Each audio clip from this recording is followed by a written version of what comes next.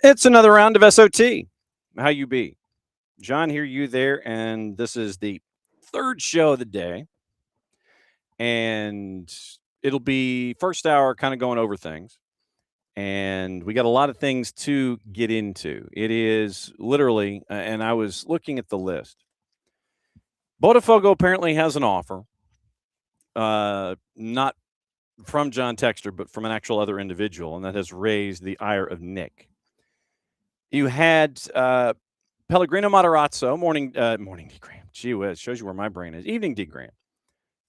You have Pellegrino Matarazzo winning the Copa, and it is a big day for coaching in general, especially for those of American citizenry. So it was a big day in coaching in general there. There's stuff in the National League to get into in England, and it has to do with the game that is going to be on the last day of the season.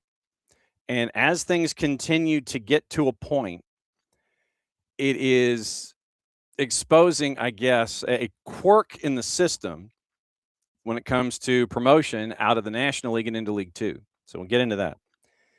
We got to get into, and this was something that we kind of got into this morning with Bart. The Wenger rule is being implemented in Canada, among the other things. And if you'll remember the conversation that we had with Kostas Smirniotis, the executive vice president of the Canadian Premier League, a couple weeks ago on SDHAM, it had to do with, there are several rules that we know from our time in MLS Next Pro, and went to IFAB, and IFAB was like, okay, cool, we'll try these. And so the substitution rule, the injury rule that we're used to seeing in MLS Next Pro, that is currently on the books as a trial rule in the CPL this season. So you've got those to look into. And what they've also done is they have adopted the Wenger rule for offside as a part of the trial. You had your first ever moment of the Wenger rule raising its hand and sitting here going, okay, here's our opportunity. And so our friends at One Soccer, Gareth Wheeler and Christian Jack, they were part of a panel that discussed this. Gareth was driving the bus, and get into a couple of minutes of them discussing what they apparently like about it more than anything else. And so it was an interesting moment to kind of hear that on the weekend. You have all of those. You've got things going on in Liga MX, including the end of a franchise. Mazatlan has been bought out. The licensing of Mazatlan has been bought out, and it looks like I think it's Atlante. So we'll get into that. And so what happened for Mazatlan is now happening to Mazatlan. So the Kraken are disappearing from Liga MX. And then we have the Premier League, and we have what happened today, which relegated Wolves. And so we've got to get into that. And then obviously in hour number 2, evening, David, it is Picks of the Week. And just to let everybody know, everybody who didn't play last week did better than I did. Because if you missed it this morning on SDHAM, I explained that I went 0 for 8.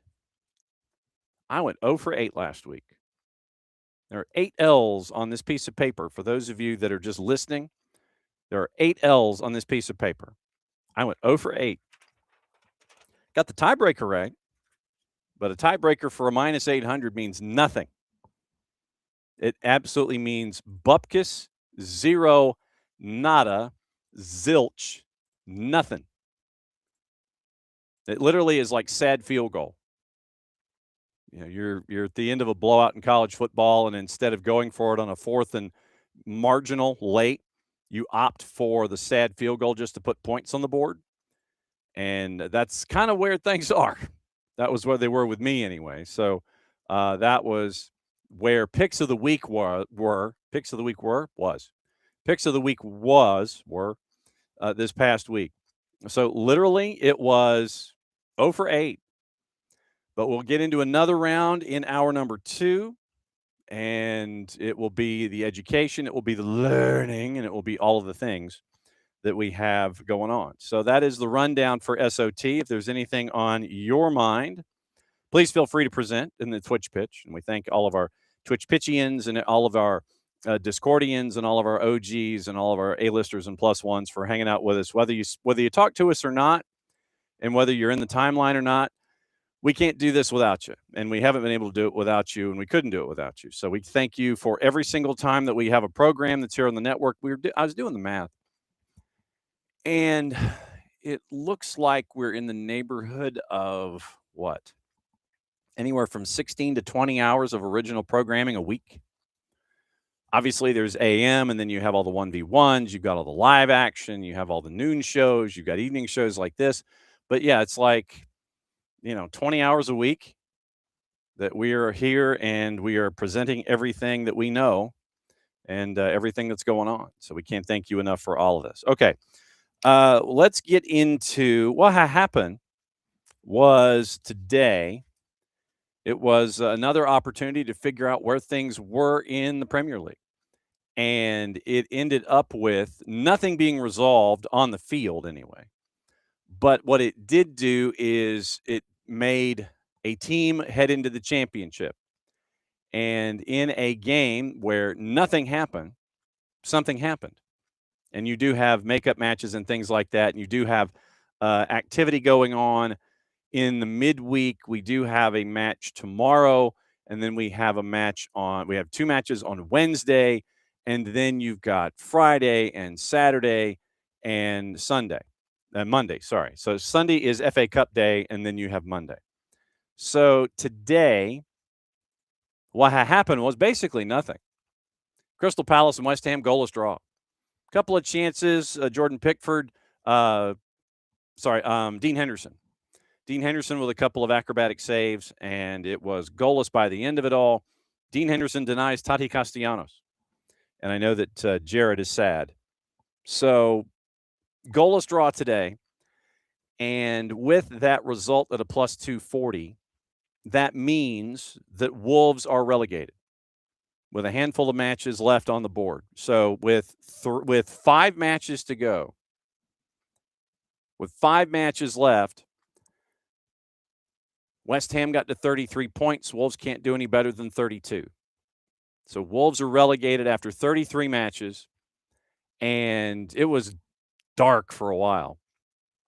Then after the dismissal of a manager, you seem to have found your form. Then you were unbeaten in 3. You've lost 2 in a row. You're now at 17 points in 33 matches, and Burnley is not far behind you. Burnley's magic number is, let's see, so 5 matches, 15, 35. So Burnley's magic number for relegation is some combination of basically 3. So if West Ham gets to 36, then Burnley's done. 5 matches to go. Burnley is at 20 points, 4, 8, and 21. They have the most porous defense in the Premier League at 67 goals. And it could be an opportunity for the next team to play Burnley, which happens to be Manchester City, which happens to be on Wednesday.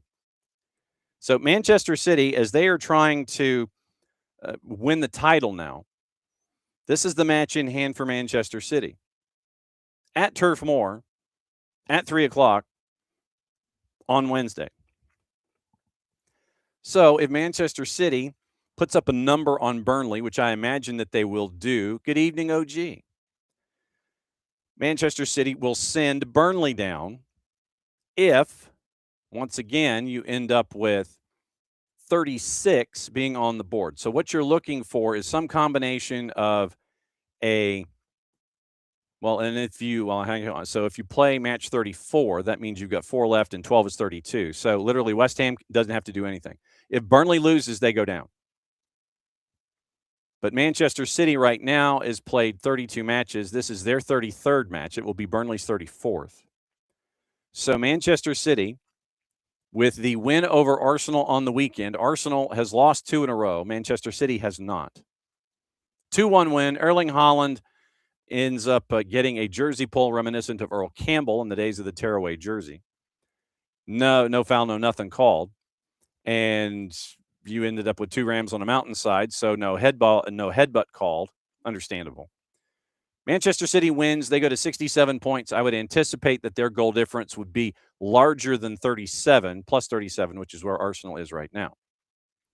So that's what you're staring at in the midweek for Manchester City and Burnley. The other matches going on, once again, Brighton and Chelsea. Chelsea has hit the skids, and it has not been good for Liam Rosenior. Right now, they've lost 4 in a row in the Premier League. They're at 48 points and ahead of Brentford on goal difference to get into Europa League. You could have a situation where, and right now this is the crazy of the Premier League, you have 3, 6, 7 teams separated by 3 points from 6 to 12 right now in the Premier League. Chelsea is at 48. They've lost 4 in a row. Far superior goal difference than Brentford and Bournemouth. But if Bournemouth gets a result, or if it's a draw, then once again, Bournemouth and Chelsea go to 49. Bournemouth goes ahead of Brentford, skips them, and they would go to 7th, which would put them in a Europa Conference League place. Chelsea gets a win. They go to 51. They've got some breathing room for Europa. If it's a draw with Chelsea and Bournemouth, Chelsea stays where they are. Bournemouth moves up. And right now, you're trying to figure out, okay, how many Europa League spots, how many Champions League spots, how many Conference League spots. But if things were to, say Bournemouth gets a result, say it's a draw on Wednesday, Bournemouth goes to 49, they'd be in 7th. They would be in the de facto Conference League spot. Marco Rose has been officially named the head coach on a 3-year, the 3-year deal's on the books. I don't think they have officially officialized Marco Rose yet. But then Brighton is at 47 points. They're currently in 9th. Everton, who had an opportunity on the weekend, loses the Merseyside derby, which for some reason is now the Hill Dickinson derby because of the name of the stadium that it's played in, or at least it was this first time. So Liverpool gets the win. They move up to 55, and they're kind of dancing around with United and Villa, 58, 58, 55. So Everton right now at 47. They're in 10th. Sunderland at 46. They're in 11th. They had a 2-game. They'd won 3 of 4, 2 in a row, and they had that snap last time out with the craziness that happened in the 7-goal thriller with Aston Villa. And then Fulham right now, 33 matches. They're at 45 points. They've hit each column once in their last 3. And next up, they have Aston Villa on the 25th. So that would be Saturday. So that's where you are right now. 7 teams, 3 points to get into the Europa League right now in the Premier League. But it could be something better depending on who wins said Europa League or Europa Conference League. So you got to keep an eye on all of that. So that was the Premier League today. Wolves down. Manchester City wins midweek. Burnley goes down, and we get another yo-yo season with Scotty Too Hotty, Scott Parker, the head coach for Burnley. And then it comes down to all of the chaos at the bottom with Leeds at 39. They've won 2 in a row. They're unbeaten in their last 4. They're bouncing away from everything else. Forest unbeaten in their last 5. 3 draws and 2 wins. They've won 2 of 3. They're at 36 points. West Ham has hit each column once in their last 3, and that's why they're at 33. The back-and-forth game that they had with Spurs was insane on the weekend with Spurs and Brighton. So they were up, they were out of the relegation zone, then they came back in. Then Brighton scores late. It's a draw, and there you go. So it is the second point in 5 matches for Spurs. Right now, they're in the relegation zone by 2 points. 7, 10, and 16. They've given up 53 goals on the season. They've scored 42. But in talking to Spurs folks, it literally is a great collection of players, or it's a great collection of individuals, but the whole playing as a team thing apparently isn't sitting. So you got that to look at. So that'll be the fun part. And we'll keep an eye, obviously, on all of this as we go. But that's the lowdown in the Premier League. The lowdown in the Prem. So that's where you are. So West Ham get a point at Crystal Palace, relegating Wolves, and they widen the gap just a little bit. William Rosenior was admitted that he needs results now. They say if he loses to Leeds in FA Cup, then he's out the door. Bournemouth confirmed that Marco Rose will take over Andoni Iraola's gig. It's a 3-year deal starting in the summer. So stepping away at the end of the deal, Rose signed a 3-year deal, out of work since leaving RB Leipzig back in March a year ago. Managed in the Champions League during his time at Borussia Dortmund. Statement comes out. 5 matches remaining for Iraola, could lead Bournemouth into Europe for the first time, level on points with Chelsea. So Marco Rose official, at least by the club. Nothing in a sense of, press releases or anything, but we'll keep an eye. Ibrahim Konate close to agreeing to a new deal and extending his Anfield stay. Romania has announced their new coach, according to Agence France Presse, George Hagi. So the new head coach of the Romanian national team. And he wants to win every game. Goal is to win Nations League. Goal is to qualify for Europe in 2028. Born to win, not just to exist. Don't you know my motto? The Maradona of the Carpathians. Signing a 4-year deal.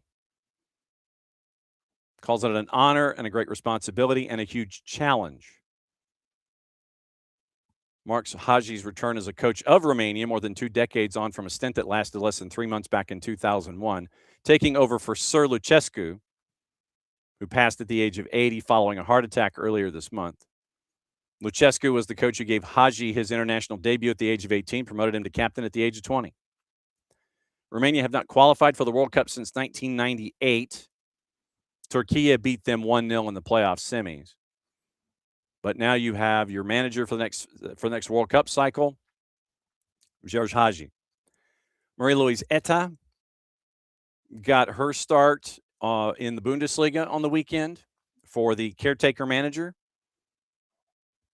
Ended up getting a loss in her first match.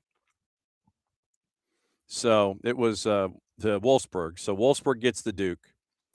And it was, obviously it was a cool thing to see. It's not about me, she said in her post-match press conference. It's about football. And so now I guess they can get past the shiny and the newness of Marie-Louise Eta on the sidelines. Remember, she's just there for this season. After this season's over, she's going to go and coach the newly formed women's team at FC Union Berlin. Tell me if you've heard this before, but Bayern Munich became champions of the Bundesliga, beating Stuttgart 4-2. It's the 35th time that they've done it.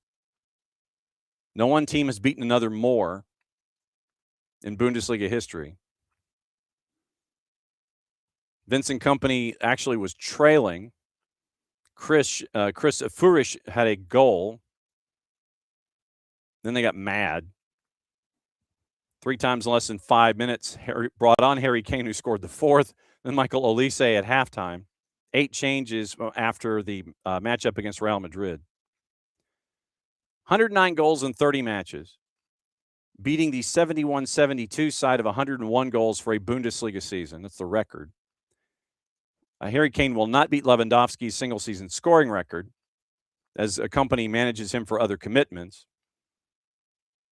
Leverkusen need to take advantage of Stuttgart's mission impossible, but they slipped up at home to Augsburg. Had the chances, 36 shots on goal. Finn Dahmen was completely out of his mind. Dahmen and Mark Flecken having their duel between the sticks. He called a talk of crisis at Leverkusen and utter nonsense before the midweek Pokal semifinal with Bayern, but they have, they got to just focus now on the task at hand. Right now, Heidenheim is at 19. Looks like they're going down. Wolfsburg and St. Pauli, they might be the ones going down. 4 matches to go regular season. But remember, the one that finishes in 16th has to do the promotion crossover. And if they lose to the third place team in Bundesliga B, then they go down, and the Bundesliga B side comes up.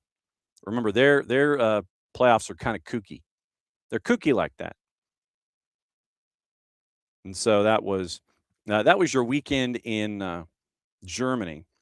News out of Serie B, and we've got to keep an eye on this. Jonathan Klinsmann injured and broke his neck playing for Cesena. Injured in a collision in the match against Palermo. And so now they're going to have further tests taken with a specialist. This is from AP and The Guardian. Stretchered off the field in a neck brace after a collision with a Palermo player. Club said in a statement, initial tests revealed, quote, a fracture to the first cervical vertebrae and a cut to the back of the head. And so he joined Cesena 2 years ago. He's made more than 50 appearances for the club's Serie B team, is coached by Ashley Cole. So if a C1 fracture is there for Jonathan Klinsmann, this is kind of what and what I'm going to do is I'm going to be Mr. Dr. Webb MD here for a second. And I'm going to try and find something that is reputable. Let's put it that way. So you look at, let's say, the National Library of Medicine and the National Institute of Health. So it says the junction comprises C1, C2. C1, known as the atlas, lacks a vertebral body and a spinous process. Instead, it has front and back arches that encircle the spinal cord and connect to the particular process. C1 fractures rarely require surgery. Once again, this is from the National Institute of Health. They should be promptly identified, treated in all patients. Fractures often result from axial loading combined with flexion, extension, or rotational forces. So management of C1 fractures includes a thorough evaluation of the ligament structures between CO and C1 and C1 and C2, as any bony fracture of the atlas can indicate a poor prognosis due to ligament injuries. Treatment typically includes non-operative management with external immobilization, so that sounds like a halo, reserving surgery for cases where initial treatments fail or there are concomitant cervical spine fractures. No word on if the cervical spine fractures are there with this C1. Activity also highlights critical roles of interprofessional healthcare providers in collaborating, evaluating, diagnosing, and managing the fractures, and the functional importance of the C1, thereby enhancing the ability to provide better patient care and achieve improved outcomes. So in the C1, fractures typically result from axial loading. Epidemiology, C1 fractures account for approximately 10 to 13% of all cervical spine fractures. Annual incidence has shown nearly a 700% increase. Aging population, pathophysiology. And they have 5 separate types of Geweiler classifications in C1 fractures. Then you have 2 in the Dickman classification system, 5 in the Levine. Significant trauma. Most C1 fractures caused by significant trauma. Diving into shallow water, football tackles, or motor vehicle collisions resulting in blunt cranial trauma. However, certain patient populations, such as those with osteoporosis or neuromuscular diseases, may be at an increased risk with lower velocity mechanisms. Any physical examination for cervical trauma should commence with assessing ABCs, airway, breathing, and circulation. I feel like we're in the pit. And I don't think it got to the point of tracheal intubation. C1 fractures typically manifest with axial neck pain without initial signs of neurological dysfunction. So fractures involving a certain, Geweiler type 3 classification of C1 fractures, most commonly observed subtype, Rule of Spence demonstrates that lateral mass displacement exceeding 6.9 millimeters correlates with a tau rupture. Cohorts with associated spine injuries. Okay, management strategies for C1 fractures. Surgery as a primary option. Secondary option after failed initial non-operative management. Surgery involving the C1 level with the main indication being cervical spine fracture and non-operative management with external immobilization. So that's kind of what we're looking at here. Obviously, you're staring at that going forward, but obviously we'll keep an eye on the future and the prognosis. Overall prognosis of C1 fractures is favorable. Conservative management and external immobilization, typically providing adequate fracture healing. C1 fractures are associated with a very low incidence of neurological deficit, as the fracture fragments tend to be outwardly displaced rather than encroaching on the canal. Spinal canal is also very spacious at this level. Prognosis and healing of the fractures primarily determined by associated bony and ligament injuries, particularly involving transverse. So there it is. Generally managed conservatively with some form of external immobilization. Patients should be aware of the need for regular follow-up as advised by medical personnel on the possibility of requiring surgical intervention if conservative treatment fails. Smoking can hinder fracture healing and should be strictly avoided.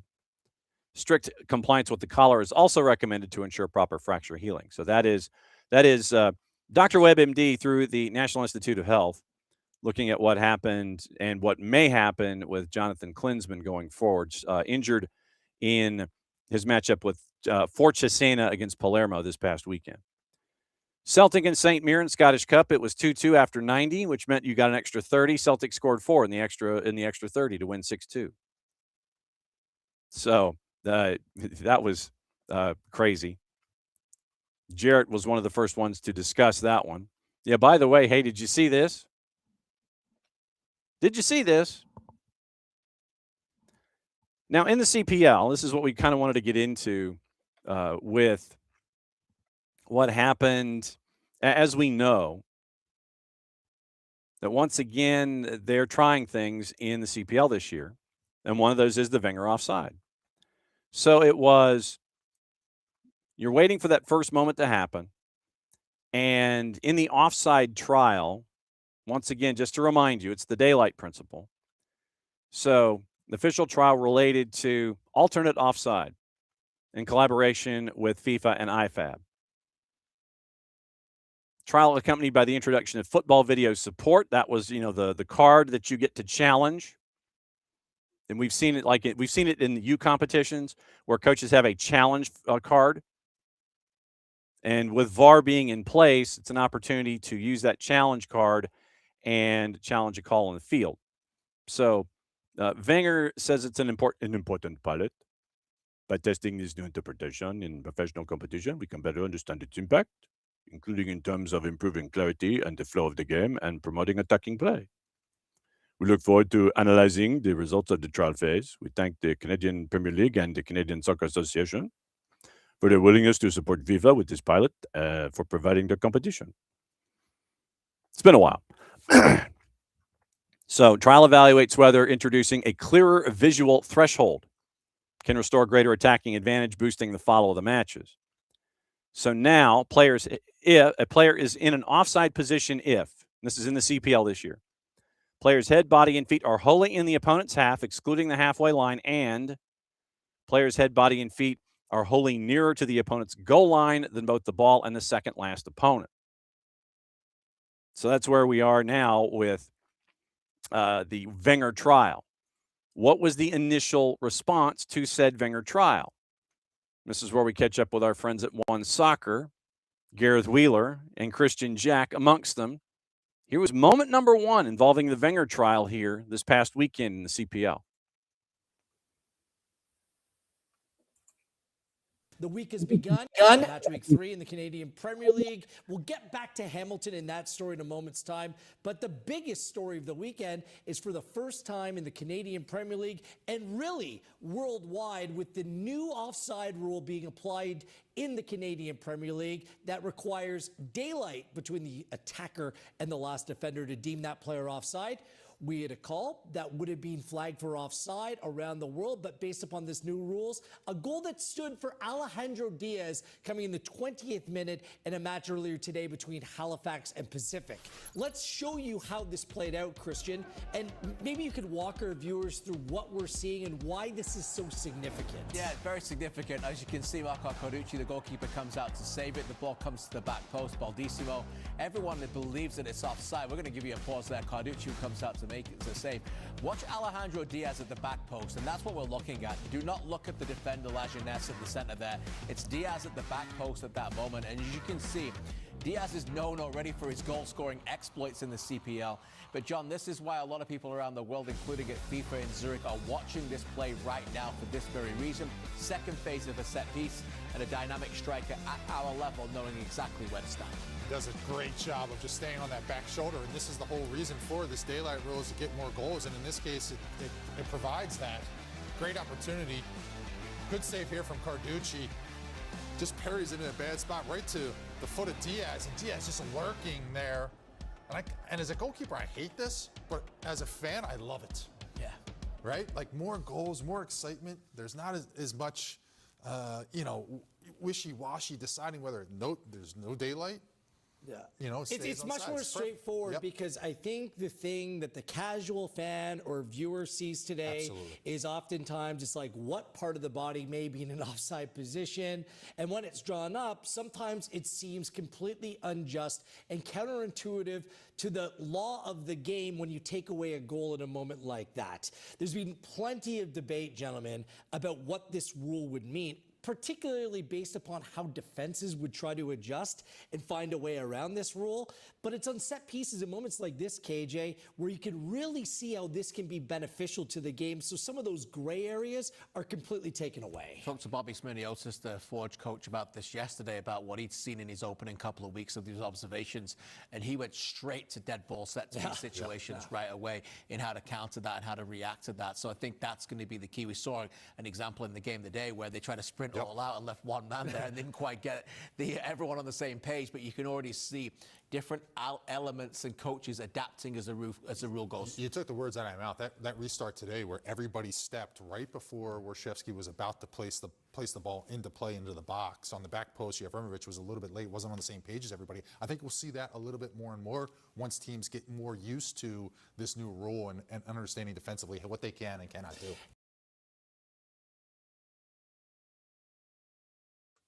And thanks to our friends at One Soccer, obviously, for helping us out there. Like I said, we'll see what the CPL thinks of the Wenger rule, and we will see how things will proceed in that regard.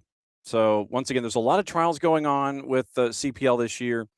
It's FES, it's the video system where the coach can flash the card. Like I said, we've seen that in CONCACAF U18, I want to say. Marko Mitrovic was able to flash that last year. So we have that. We've got the Wenger offside. We have the 10-second injury rule and the substitution rule. And then you also have the rule involving goal kicks and or throws, where if you lollygag, it either turns into a change of possession or it turns into a corner kick on the spot of the throw. So a lot of stuff going on in the CPL this year. We'll keep an eye on it. Obviously, we can catch up with Mr. Smirniotis later on in the season as we go, and we'll find out what his thoughts are in general on how these trials were, what the impact was, or if there was any kind of an impact. So, like I said, that's the biggest thing there. And once again, thanks to our friends at One Soccer for helping us out there and letting you know what is going on. All right. Also on the board, it was an opportunity.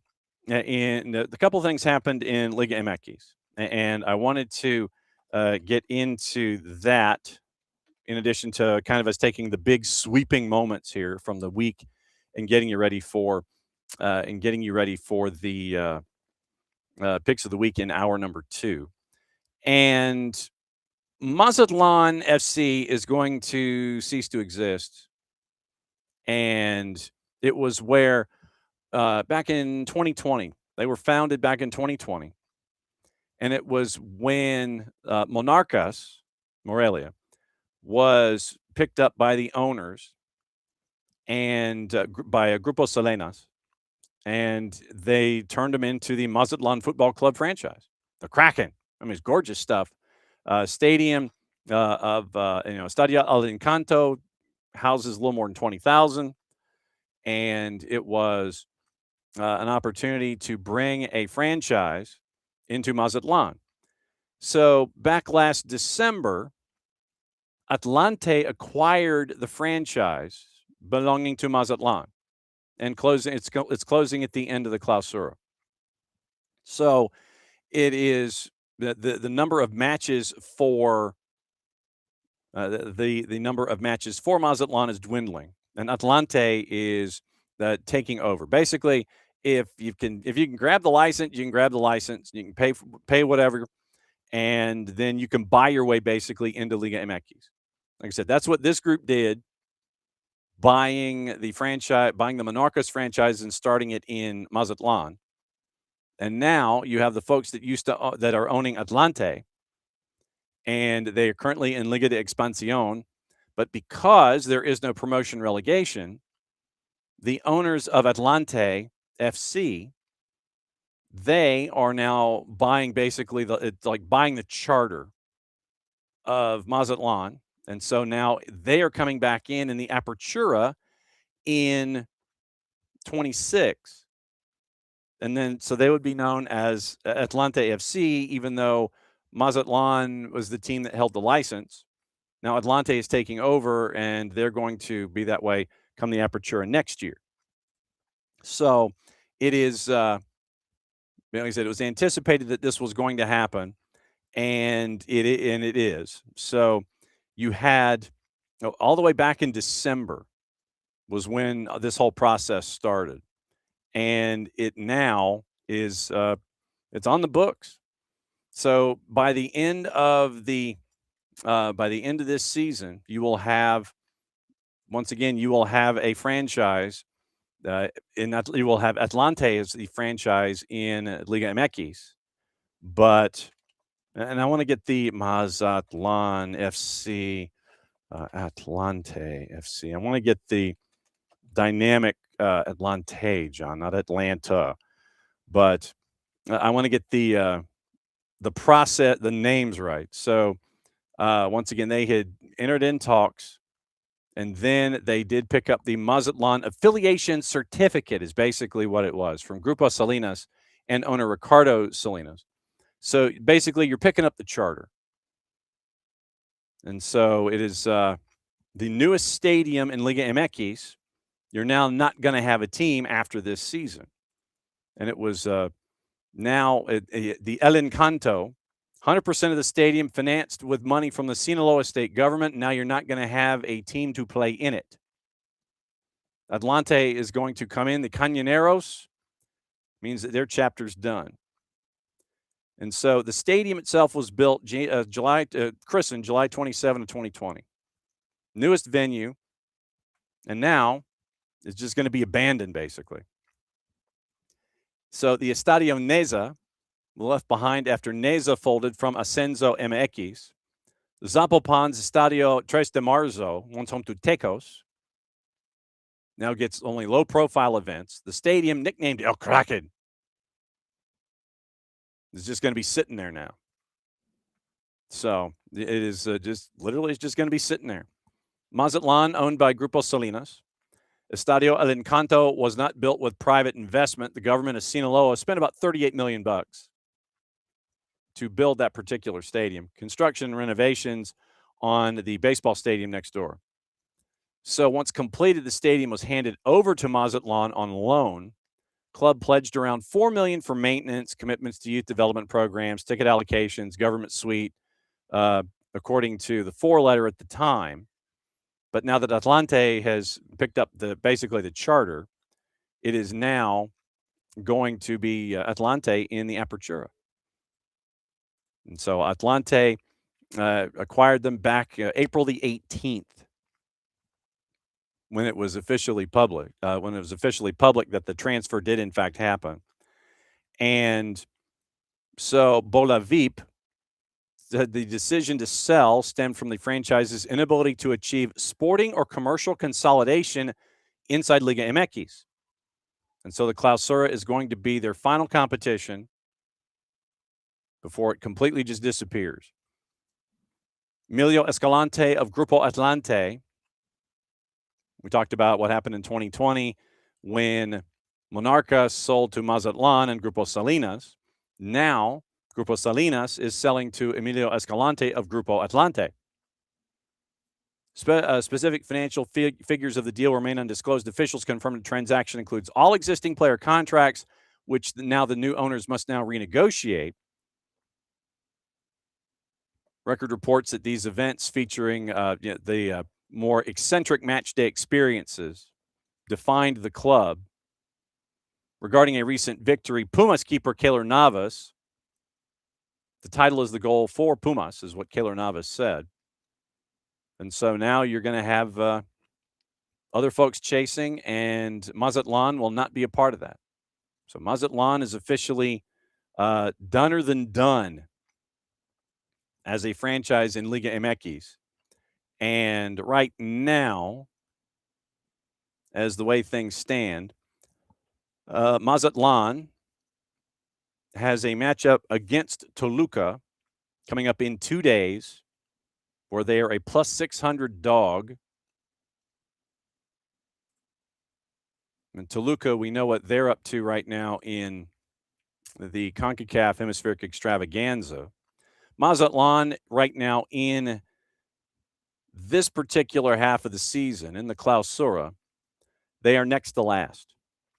So in addition to everything else, with 2 matches to go in the Clausura, they will not be able to get into the playoffs.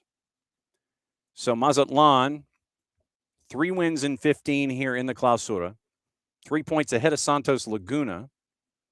But yeah, right now they're next to last. 2 points in their last 5 matches. So that's what you're staring at with Mazatlan, as they will cease to exist after the Clausura, and Atlante will reemerge as the dudes in franchise 18. So you buy your charter, you can flip things around. A couple of other things in Central and South America and things to get into. We had a couple of SuperClasicos this past weekend. One was in Argentina, Boca and River. And if you have the opportunity, it literally is something that you need to watch. You really do. And Boca Juniors and River Plate, they were going at it. And it was at the Monumental, and it was crazy. It was well worth it. For those of us that were watching, it ended up as a 1-0 win on a penalty that was kicked from the spot. Boca gets the win 1-0, and there was a late penalty shout for River that they thought they should have gotten that they did not, and a chance for an equalizer. So 1-0 Boca Juniors gets the win. And you had it literally is one of those environments that you need to watch and be a part of and take stock in when it comes to what's going on here in the sport. So because of that result, as by the way, today in the Apertura, you still have matches going on. Tigre and Huracan, by the way, has started the 6th match of the day. And they've been going at it all day long. Right now in the LPF, after what happened, and remember they have like the split divisions, the like split groups and things like that. And, then you make it to, they have the split inside a split. They split you up into A and B. And then they split you up again if you finish top 8, and then they figure out who the Clausura winner is from that point. Or sorry, the Apertura winner is at that point. Because remember, John, below the equators, the seasons are flipped. So after what happened yesterday, in the 1-0 win over River, Boca is now in 3rd in their group. After a bit of a shaky start, they've now won 3 of 4. River, on the other hand, is still struggling. but they had caught fire recently. They had won 4 in a row, and that 4-match win streak was snapped at home in the 1-0 loss. So River is second in Group B, and Boca is third in Group A. And they'll continue to have their matchups here in the Apertura, and it'll be just playing 29 matches. And so 29 matches are going on. You're halfway through them. And Newell's, by the way, just to give you an idea, Newell's, just as points of reference, Newell's has won 3 of 4 to get to 14th in their group. Deportivo Riestra has not won in their first 14. They've lost 3 in a row and 4 of 5. They're at the bottom of Group A. But Newell's has won 3 of 4. Those are their first 3 wins in the Apertura to get to where they are right now.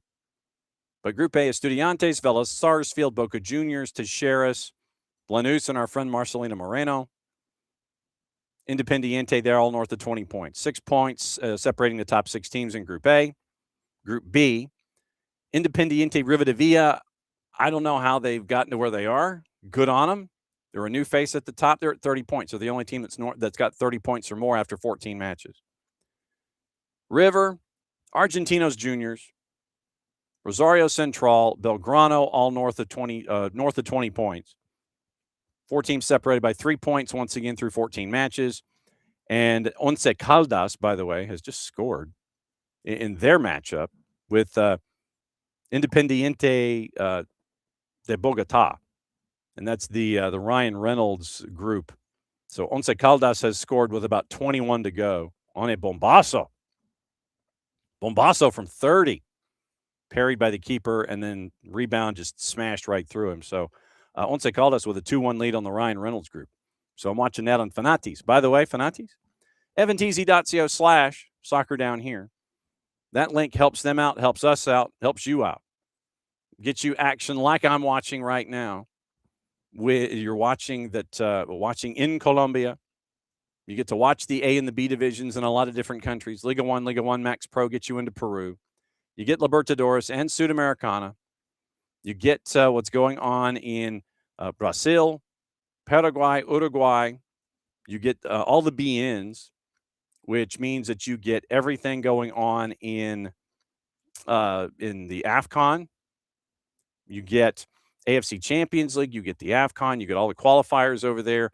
You get ties into Tigo Sports. You get ties into the Copa Argentina with our friends at TIC, who went wall-to-wall yesterday with their coverage of River and Boca and River. And 2 hours pregame. They're doing a bunch of man-on-the-street stuff on the field and everything, on the stadium, outside in the parking lot. So you can get all of that at fanatis7tz.co/soccer down here.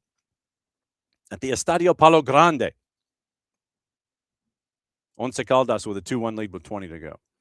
So I mentioned SuperClasicos because I wanted to mention what happened yesterday in another SuperClásico. And it was the matchup between Cerro Porteño and Olimpia. And it was not pretty. It was not pretty. You had, let's see, how do we phrase this? It got ugly. Let's just put it that way. It was ugly, and you had fans squaring off against the local police, and you had fans that were stealing weapons and trying to kick police officers and everything. And so after what happened yesterday, there is it's a very, very impactful black and white photograph that was taken. And so you have everything that was going on. The match had to be suspended. And you now have the back and forth that is traditionally associated with matchups of this high a tenor. If I could spell Cerro Porteño, I could. And literally, you've got stories that are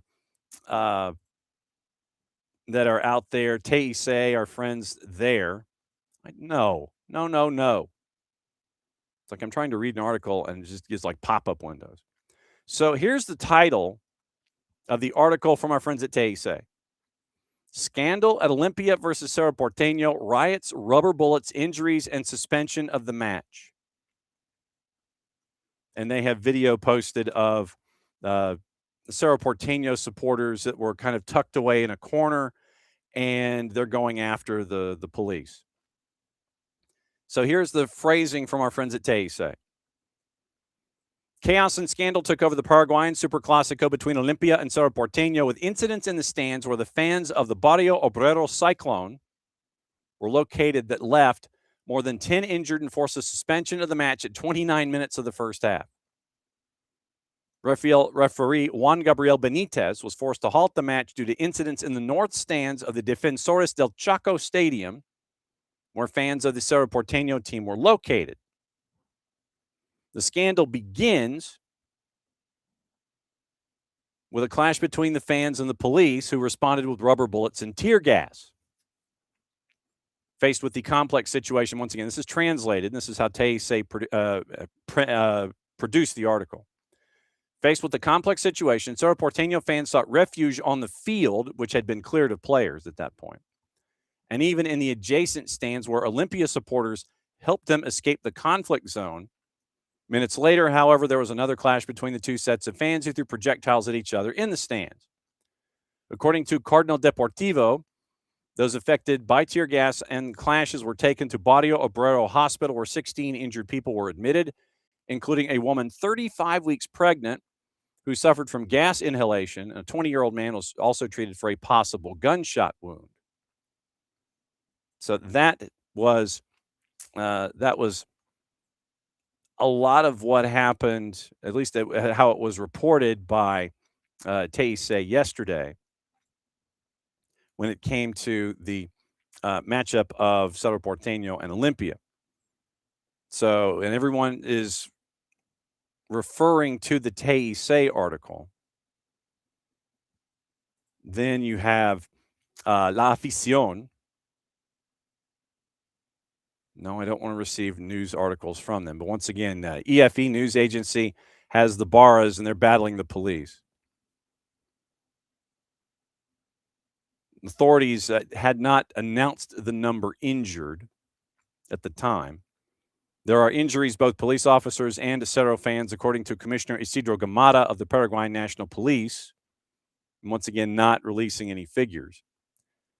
Director of Competitions of the Paraguayan Football Association, Michael Sanchez, communicated the decision after the match was marred by disturbances, forcing the action to be stopped when the half-hour mark was approaching. Riot police entered the sector assigned to Cerro Porteño to disperse with rubber bullets and tear gas those who were causing disturbances, in the midst of which women and children were left, as well as spectators from an area designed for Olympia fans, toward which some of the visitors jumped. Several people fainted as a result of the tear gas. In the end, the authorities had to open the gates to facilitate departure of fans, once again, many of whom had occupied the pitch once the players had cleared. Begun with a tribute to midfielder Richard Ortiz for his 500th appearance in an Olympia jersey, became heated with clashes between the players. Score was 0-0 at the time. Police had announced on Friday more than 3,500 officers had been assigned to security for the SuperClásico.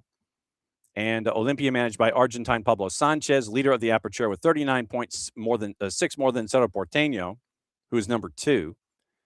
Regarding the incidents, Olympia's president Rodrigo Nogues declared himself very sorry for the way the show ended, defended his team as the home team, gave every guarantee, and made a perfect organization. Nogues told reporters his team will protect itself with whatever rights are necessary to guarantee the integrity of football. President of Cerro Porteño, Blas Reguera, told reporters that they want to get, quote, to the bottom of the matter, find out what happened with the organization, why security failed, and what protocol they had for this day, after noting they saw security that did not perform as it should have. Then you go to Bruno Pont and his 280 character feed today.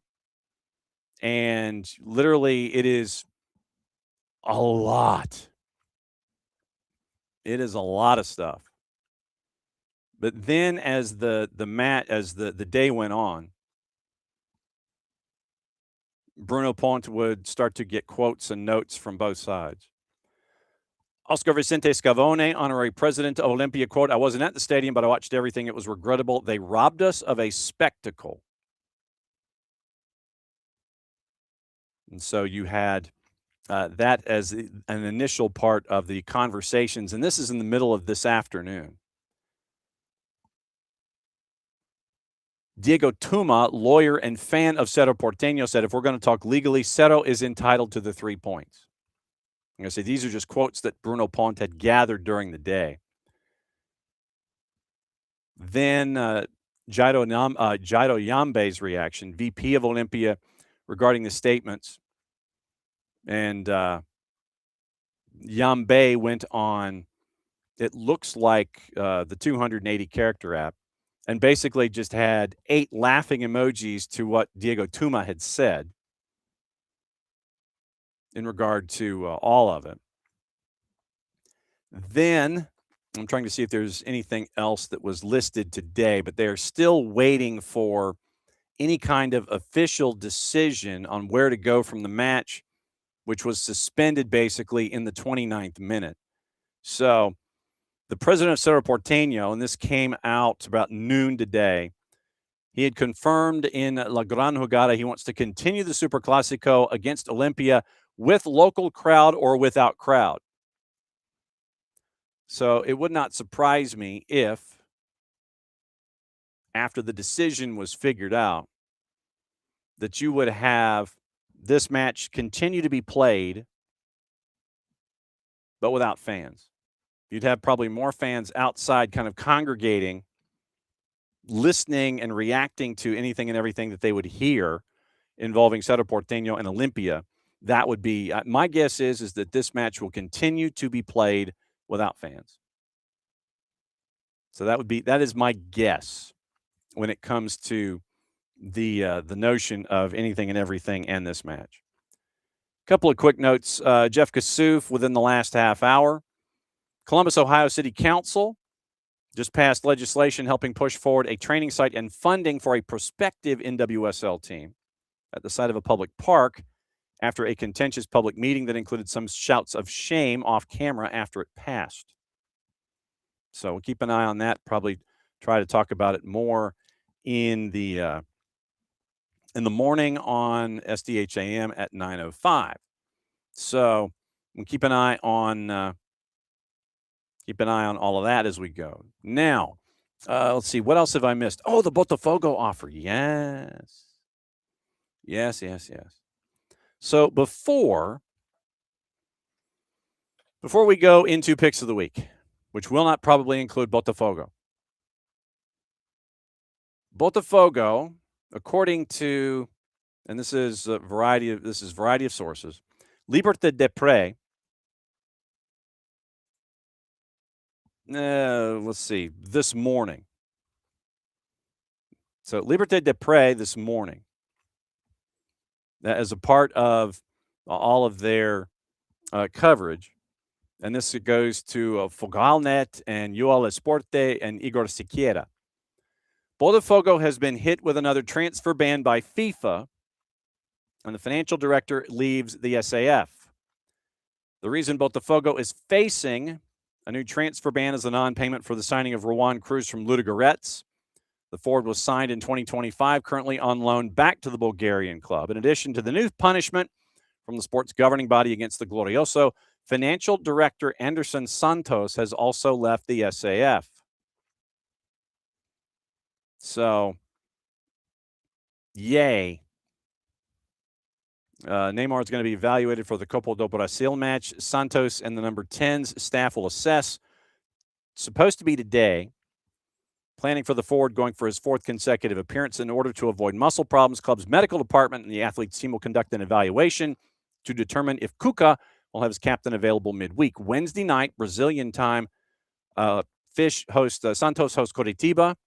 First leg of the Copa do Brasil round of 16.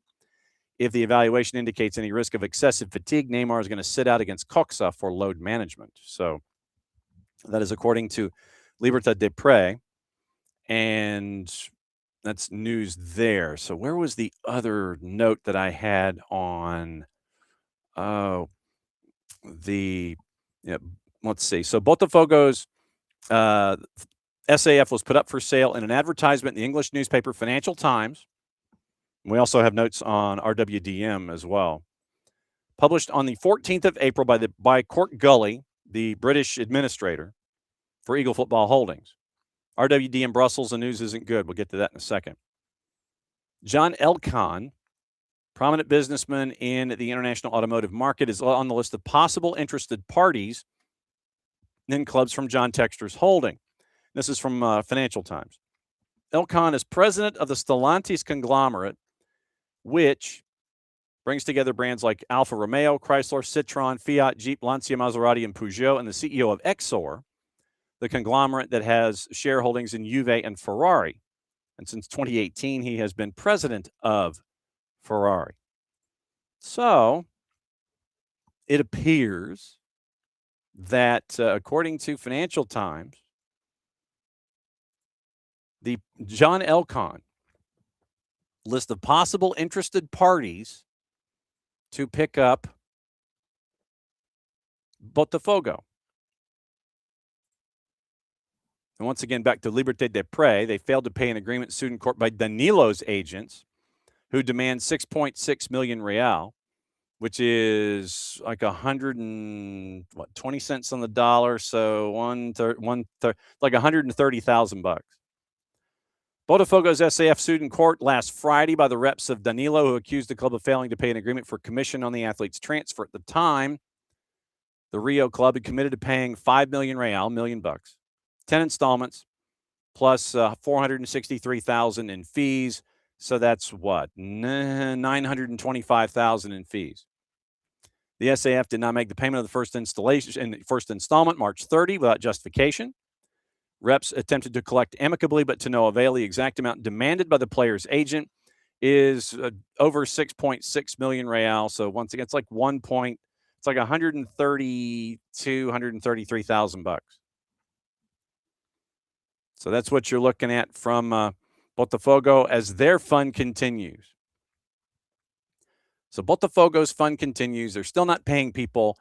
And I'm going to check and see if that transfer ban is on the books at FIFA or if it is just a locally imposed transfer ban inside Brazil. The Jurisprudence Database. Knowledge.fifa.com. Registration bans.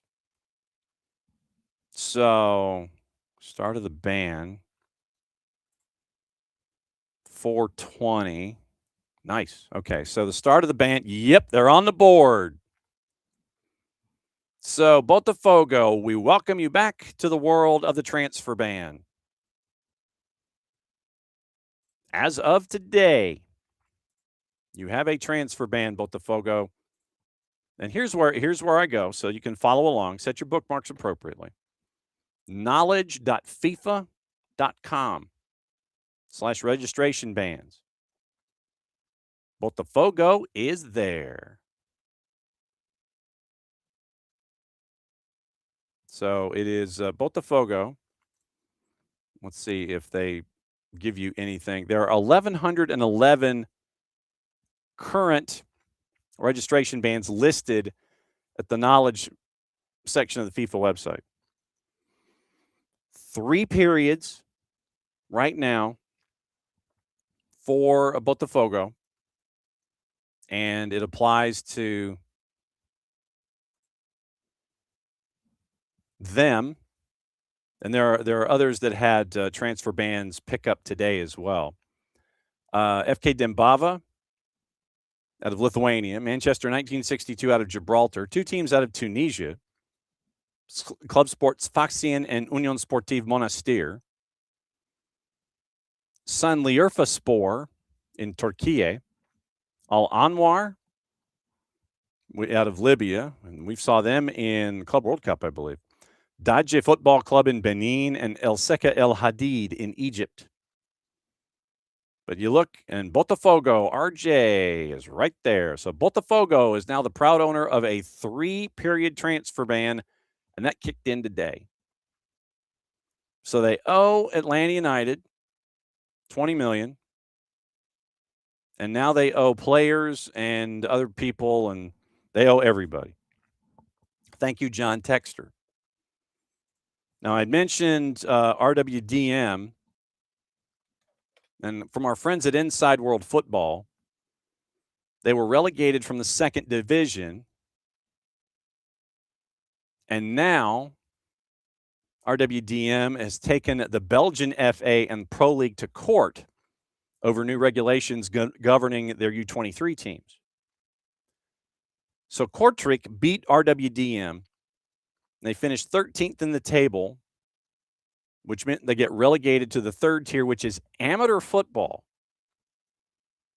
which definitely hurts the overall value of RWDM.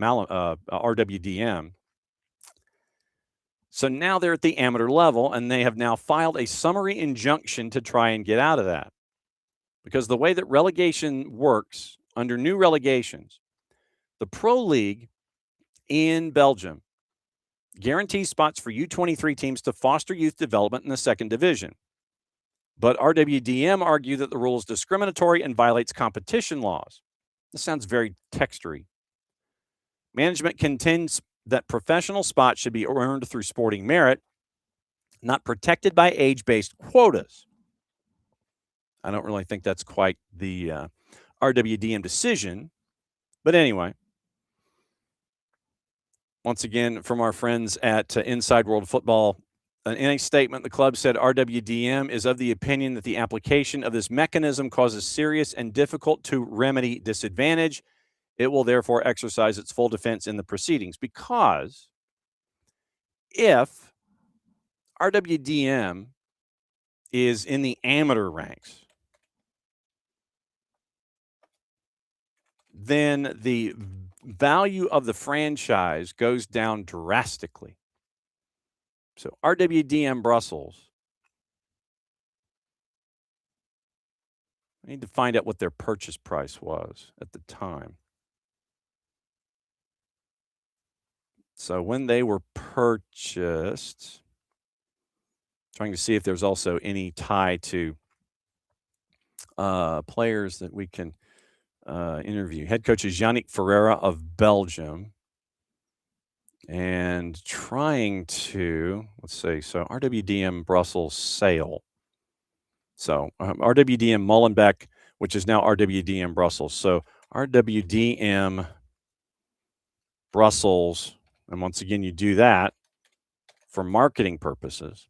RWDM Brussels sale price. So when it was purchased, let's see, when do we see if anybody mentions the sale, the purchase price, not sale price, but purchase price, because sale price would intimate that they are on the market. So RWDM Brussels purchase price. Let's see, club profile, Molenbeek Saint-Jean, all the info being signed, club profiles, RWDM Brussels FC. I probably would have to go in and grab the Eagle Football Holdings, who's he, what's it's, their, somewhere in their notes, I'm sure that is. But if, once again, if RWDM is forced down into, and they lose all appeals, they go to the amateur level of the Belgian pyramid, this does not do Eagle Football Holdings any good when it comes to the value of its franchise, especially if you're going to end up having to sell it, thanks to the involvement of both Aries and Michelle Kang into this process and trying to recoup their assets and their investment into John Texter and Eagle Football Holdings. So you understand that this is a ploy that we have seen in the past. Whether the club is going to get a professional license for 26-27 is uncertain. Suffered a points deduction. Club is to be sold after reporting €14 million in losses. Court Gully once again put the ad in the paper for Botafogo, RWDM, and Lyon to be on sale. And that mentions that John Texter once again couldn't fulfill repayments on loans provided by Aries at €300 to €400 million. Belgian media reports 3 parties, including former chair Thierry Dailly, have emerged as potential buyers for RWDM.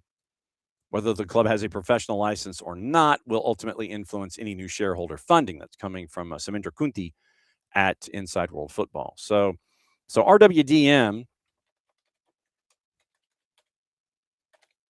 if I could spell Brussels, sale. Don't want sale price because that doesn't exist yet. So RWDM Brussels sale. Nothing attached apparently. So we'll look it up, but not really. Have to go into the Belgian media and find out what it's going to look like. But yeah, so John Texter once again continuing to not win friends or not influence people. So there you go. All right, it is that time. It is after 9:00. We went down the John Texter rabbit hole, and this is what you end up happening. We just continue talking about things where people owe Atlanta United money. I know a lot of folks money, and continue to reinforce the fact that he probably should not be owning franchises going forward in the sport. But it's not stopping him, but Aries and Michelle Kang are certainly trying to do that. We'll keep an eye on everything John Texter. But since we're in hour number 2, it means one thing. Time to hit it with the horns.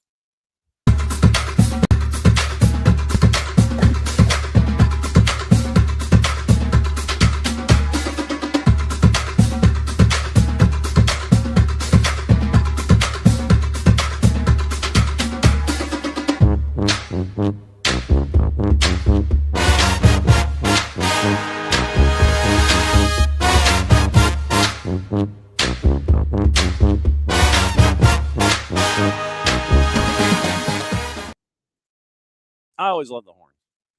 But time for picks of the week. And now that the OG is in, David's in, D. Graham is in, and all of you are in, it's time to pick the 8 games and figure out where it is that John will lose this week. Just to go over what happened. So what happened was this. Bottom line was I went 0 for 8. Like I said, I got the Open Cup tiebreaker right, which is crazy in and of itself. I go 0 for 8, but I nailed the tiebreaker, which is wild when you think about it. So the matchups last week, we will recap. And then from there, we will pick our matches of the week. Whoops. No, it's 2, John, and then 6. Then it is 3, and then 7. Then it is 4 and 8, and the tiebreaker. Okay. All right. So we started in Cyprus, AEK Larnaca and Omonia. And Juice Boxes at this point of the week basically said it was dead even. So I thought so too, and I picked a draw. I lost. Omonia won 2-0. Evening KFC. Just got in time for picks of the week. Went into the Guatemalan League. Guastatoya and our friends at Antigua. And Guastatoya was favored. And I picked Antigua because of the recent form for Guastatoya. Guastatoya wiped the floor with them, won 3-0, so I lost. Open Cup, Lou City and Austin.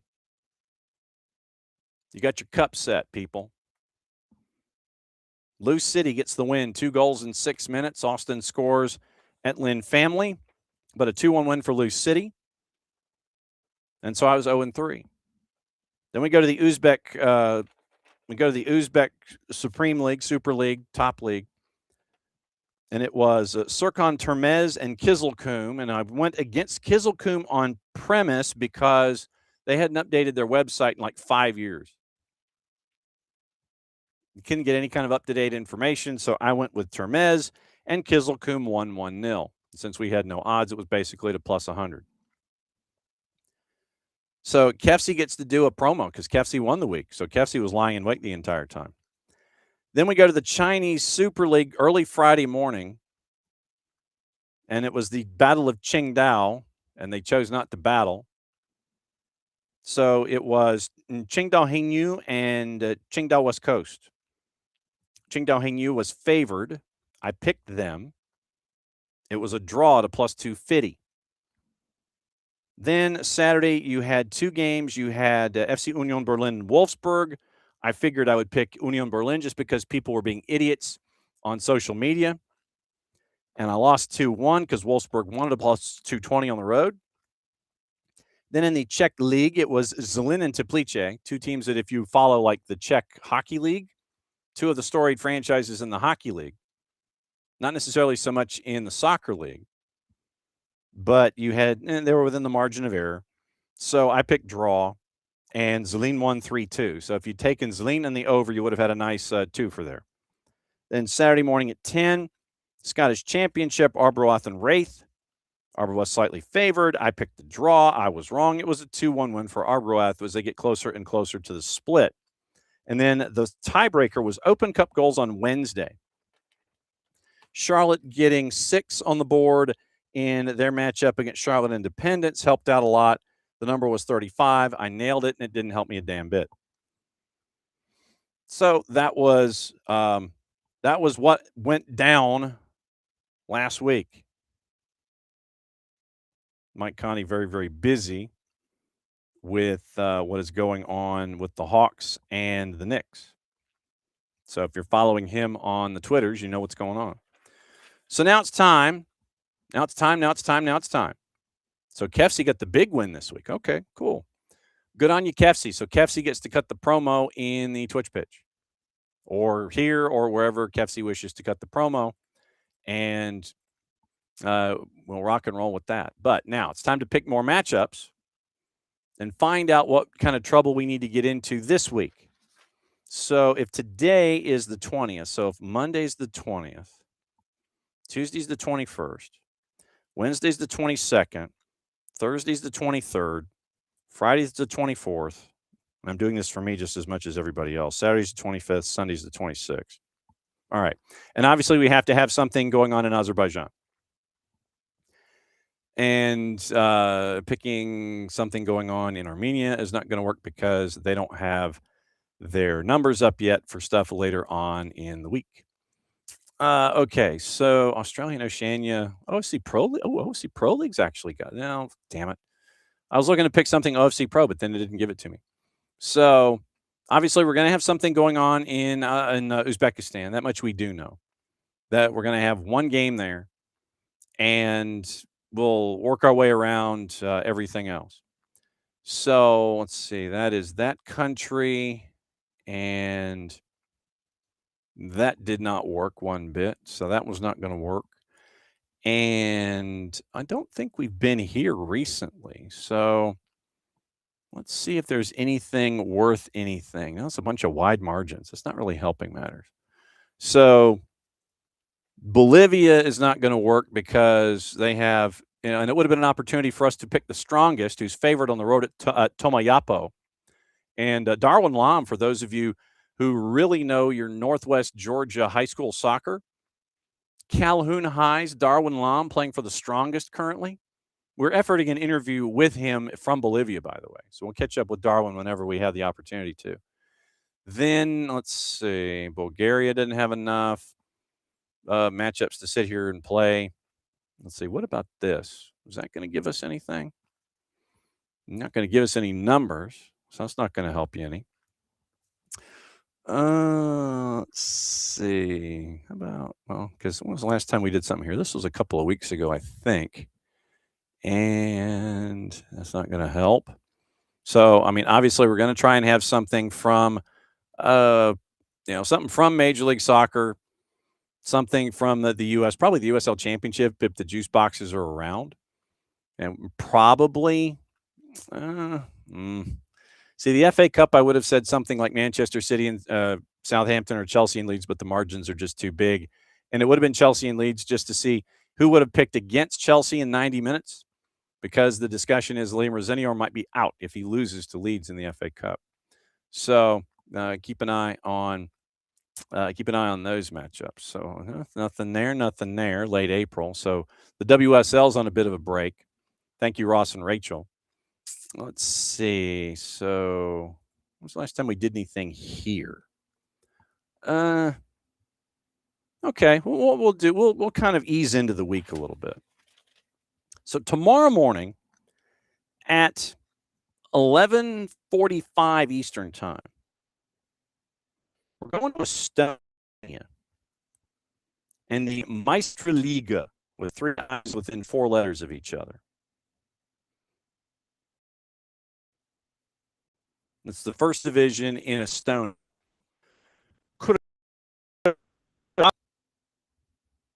If I could spell Kuressaare. Wow, that's a lot of S's and a lot of A's back to back. And Parnu JK Vaprus. Kuressaare is at a plus 110. Draws at a plus 240. And Parnu JK Vaprus is a plus 179. Just to take the standings. And Kefsi has posted the promo in the Twitch pitch. Nicely done. So they are early in their season in the Meisterliga. And Kuressaare is in the middle of the table. It's a 10-team league. Kuressaare has won 3 and lost 4, but they've won 2 in a row. They're in 6th. Parnu JK Vaprus lost 4 in a row, had that snapped last time out with a draw. So they won to start, then they lost. Or they actually, what they did is they lost, then they won, then they lost 4 in a row, then they've drawn. So Parnu JK Vaprus is last in the table, understandably so. And Kuressaare has won 2 in a row to get to 6th in the table. So, barring something completely and totally unforeseen, I'm going to go with Kuressaare here. So let's find out about these clubs. And if I could spell Kuressaare, I would do that. So Kuressaare FC. So we're going to learn about Estonian football here for a second. So FC Kuressaare, commonly known as Kuressaare. Yeah, it's kind of cool. 1997. Nicknames Kure, shocker, and the Vikingid, the Vikings. They play at the Kuressaare Linstadion. Capacity of 2,000. Founded in 1997. Debuted in the Estonian top division in 2000, known as a yo-yo club. Promoted, relegated for 8 straight years. Since then, the club has played in the Meisterliga in 2009 to 2013 and again since 2018. Founded on March 14th, 1997. Predecessor was a youth club, BB Sport, coached by Johannes Kaju. Kuressaare joined the Estonian Football League system, began competing in the Western Division. Promoted to the Esiliiga in 98. Most of the team were locals, reinforced by players from the parent club. Then once again, 2000 in their maiden season. Back and forth. Then they go finishing 5th in the second tier during 2017. Offered the chance to return due to FC Infonet and Silamai Kalev leaving top flight football, and Mardu Lenemiskand and Rakvere Tarvas, who both finished in front of Kuressaare in the 2017 season, opting not to fill the vacant Meisterliga spots. So basically, and this is a really cool looking stadium too. So all right, so here is the stadium, Kuressaare Linestadion. It's a gorgeous looking thing. So hang on just a second. We're going to share the Kuressaare Stadion. So that is the stadium. That's what it looks like. Let me boost it here. Okay, so there you go. So there is the Kuressaare Linestadion, and that is where Parnu JK Vaprus is going to be playing tomorrow morning at 11:45. So 11:45 in the morning. Right there, it looks like there's like an inn where like the field house is. Looks like an inn. Might be where the business offices are, I think. But the Kuressaare's Linestadion with a 2,000-seater and a track right on the coast. Well done. That's very, very cool. So that is that's where Kuressaare plays. They are favored. They are mid-table. They've won 2 in a row. and they're going up against Parnu JK Vaprus, who's at the bottom of the table. And that is, let's see. So I don't need this like up to 150% totally. Introduction of solidarity mechanisms in 2020. They finally got their first ever player. And 2022 was the most successful ever in Kuressare's history, finishing 5th, 50 points in 36 matches. The roster is completely and totally Estonian. And FC Kuressaare is taking on Parnu JK Vaprus. So Parnu JK Vaprus. Man, I need to like shut this down. Okay, that kind of looks like the Bears, the nickname Karud. 104-year-old club, reestablished 27 years ago. Founded in 1922, dissolved after a merger in 1937, reestablished in 99. Formed in May of 22 as the Sportiselts Vaprus, Sporting Society Bravery, the Bravery Sporting Society. Club was active in various sports, credited for organizing the first intercity running competitions from Parnu to Tallinn and from Parnu to Riga. In football, they competed in Parnu Football Championships, winning in 27 and 34. Merged with several other local sporting clubs to form Parnu Kalev back in 1937. Then they reestablished Vaprus in 99. 2003, more local clubs merged with Vaprus. And then they win the Esiliga in 2005, the second division. Then they go up into the first division, formed a united team with Parnu Linamiskond, with PJK and Parnu Kalev. They only operated youth football until 2014, and then they entered into the Estonian lower leagues. 8-year absence, returned to the top flight, and the newly renovated 1,501-seat Parnu Rana Stadion avoided relegation due to Sillamäe Kalev's bankruptcy. Relegated after the 18. And so they've had Nike as their ooh, wow. Okay, so here's Parnu's stadium. Man, the Estonia League has some underrated views. Underrated views from the Estonian League. So there is Parnu, there's the Vaprus Stadium, Parnu Rana Stadion right there. There's some underrated views, man, in the Estonian League. There's some gorgeous stadia here. So that is your rundown of Estonia in the Meistriliiga Kuressaare and Parnu JK Vaprus, and they have some really cool-looking stadia. So nicely done by you, Estonia Meistriliiga, for match number 1 this week. And I know that there are a couple of there are other matches that I do want to get into, and we'll focus on them coming up in a bit. So we got to find some leagues, and we got to find some action here to lay it all out for us. Oh crap! Well, that was a thought. That would have been one that we've never been to, or at least haven't been in quite some time. So that's not going to help us out. So working our way forward, is it? Let's see. So we could have that one. Yeah, we can do that one there. So that one would be there, there, and we will continue our Scandinavian quest later on in Picks of the Week. So we have our education continuing there. So, all right. So we'll come back to Finland later on in the week as our time continues. So let's see. Ooh, okay. So do we have anyone here that can cooperate? Yes, we do. Okay. So now we go to Wednesday. And for Wednesday, we go to Greece. The Super League in Greece, in the relegation group. And there are 3 matches on the day. And just to make sure that we,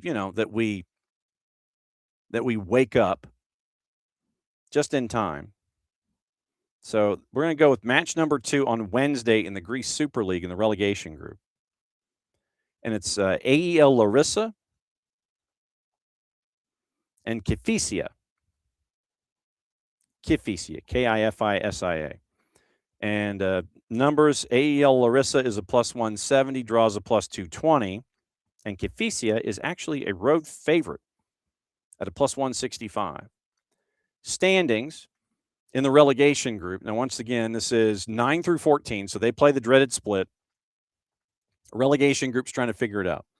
Right now, AEL Larissa is in the relegation, one of the 2 relegation spots. They've played 29 matches. They're at 23 points. They've lost 3 in a row, and that's what has them in next to last. Kifisia right now has drawn 2 in a row. They're in 11th. They're 6 points from safety, and that is why Kifisia is a slight favorite on the road. So the question is, AEL Larissa, can you draw yourself out of the relegation section in the relegation group, perhaps either drawing even with Panathinaikos, or if you beat Kifisia, getting closer to them and putting Panathinaikos in the relegation group? I'm going to say not quite yet. I'm going to go draw here for the Greece Super League. Kev, see, I was trying. I was trying. So, Atromitos, Panatolikos, Kifisia, Panathinaikos, AEL Larissa, and Asteras Tripolis. That is your relegation group right now. Figured I'd push my luck. But it's the AEL Larissa Kifisia match Wednesday morning at 10 in the Greek Super League to determine its the relegation spot. So they do the dreaded split. We're in the relegation group. Slight road favorite.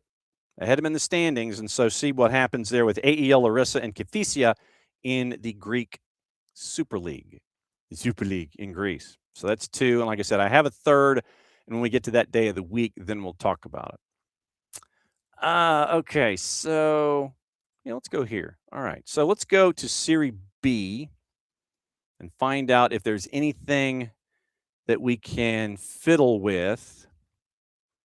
Yeah, there actually is. Okay, so what we'll do is we will go here.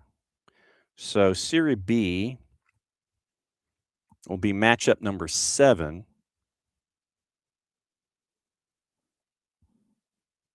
And so we'll get into that one later. So I've got 4 picked out.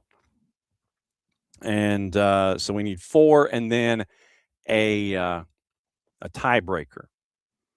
So we're halfway there. And let's see, do we get cooperation here any? Do we get cooperation here? Do we? Not really. There. Actually, yeah, tell you what. Okay, so what we'll do is we will have this one earlier in the day. And we will go that one. And that one. Okay, so like I said, I'm selecting games, but I'm not telling you until we get there what we've got. So tell you what, since we're in the midweek right now with selections, this is where we'll go Major League Soccer. Everything going on Wednesday. So we have the game early in the morning, local time. So we'll go MLS in the midweek. And let's see if we have anything worthy. Oh, here we go. Okay. Yeah, let's go here. 9:40 kick Wednesday night. RSL and Messi and friends. RSL is a plus 125. Draws a plus 290. Messi and Friends is a plus 175.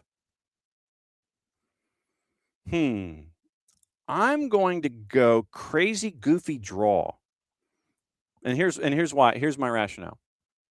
Nothing based in fact. I imagine that Messi's probably going to start on the bench because you're also dealing with altitude, I think. But I still think Messi's going to start on the bench. I think it's going to be a rotated Miami side. I think that Messi is going to come in late and add to his heroics and history. He'll score the late game equalizer. Messi and Friends will resurrect a point from Rio Tinto. And no word if Jared is going to be able to make this match on Wednesday night. I don't think he's going to be able to.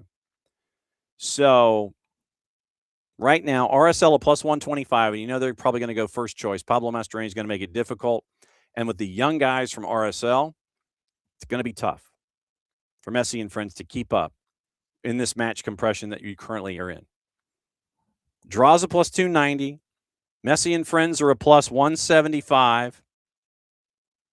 So that's what we're going with here.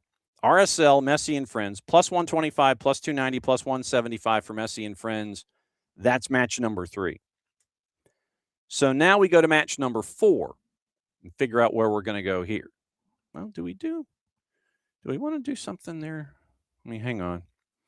Well, I've got it. Well, I have it here.